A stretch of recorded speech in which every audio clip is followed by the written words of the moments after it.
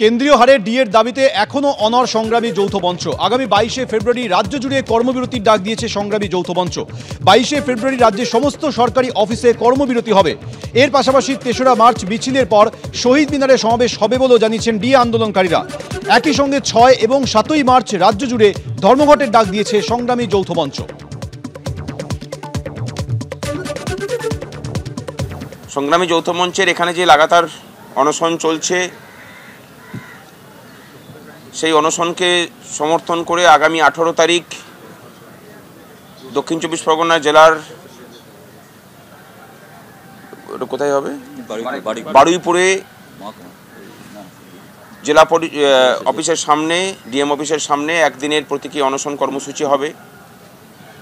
আগামী 22 তারিখ 22শে ফেব্রুয়ারি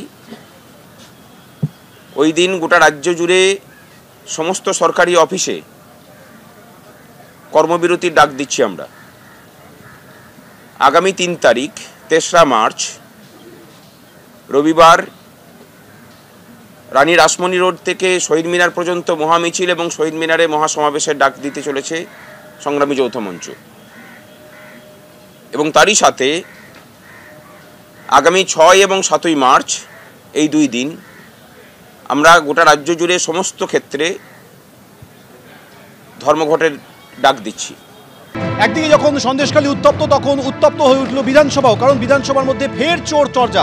বিরোধী দলনেতা শুভেন্দু অধিকারীর সঙ্গে শাসক বিধায়কের কার্যত হাতাহাতি হওয়ার মতো পরিস্থিতি তৈরি হয়। বাজেট নিয়ে বক্তৃতার সময় শুভেন্দু অধিকারীকে লক্ষ্য করে বড় চোর কটাক্ষ করেন তারকেশ্বরের তৃণমূল বিধায়ক। শাসক বিধায়ক রামেন্দ্র সিংহ রায়কে পাল্টা আক্রমণ করেন বিরোধী দলনেতা। এরপরই 2 বিধায়কের মধ্যে হাতাহাতির উপক্রম হয়। মন্ত্রী অরূপ বিশ্বাস রামেন্দ্র সিংহ রায়কে আটকান। এই ধরনের ভাষা ব্যবহারের নিন্দা করেন ক্ষুব্ধ অধ্যক্ষ। বিরোধী দলনেতা এমন আচরণ করলে কোনো বক্তব্য রেকর্ডে রাখবো না জানিয়ে দেন অধ্যক্ষ বিমান বন্দ্যোপাধ্যায়। মনরেগার টাকা কেন্দ্রীয় সরকার দিয়ে দিয়েছে, রাজ্য সরকার সেই টাকায় ইলেকট্রিকের বিল মিটিয়েছে একটা কাগজ থেকে। তখন আমি বলি যেটা মিথ্যা, কেন্দ্র হচ্ছে বড় চোর। উনি তার উত্তরে আমাকে বলছে তোর বাপ চোর।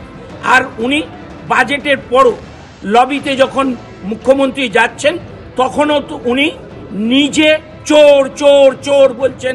এইরকম একজন নোংরা ভাষার দলনেতা হয়ে এই বাংলাকে কলুষিত করছে। আমি পারতাম যখন উনি আমাকে বলছে তোর বাপ চোর, আমি ওর 14 পুরুষ নিয়ে বলতে পারতাম, কিন্তু বলিনি। মুখ্যমন্ত্রী মমতা বন্দ্যোপাধ্যায়ের শিক্ষা আমাদেরকে এতটা নিচে নামতে দেয়নি। তাই স্বাধীনতা শালীনতা সব কিছু বজায় রেখেই আমি স্পিকারের কাছে গিয়ে এটার প্রতিবাদ করেছি যে এই রকম ভাষার মানুষকে আপনি অ্যালাউ করেন কি করে। যদি এই রকম দ্বারা চলতে থাকে পরে বিরোধী দলের কারোরই বক্তব্য রেকর্ডে আনবেন না। আপনাকে আক্রমণ করলেন তারকেশ্বরের বিধায়ক। আমাকে আক্রমণ তো করবেই। আমাকে চোর বলেছে, আমি উত্তরটা দিয়েছি কে চোর, আমি বলেছি তোর বাপ চোর। আবার ভদ্র কথা বললে ভদ্র উত্তর দেবো। কুকুরের সঙ্গে মুগুর, এটা আমাকে নিউটন শিখিয়েছে।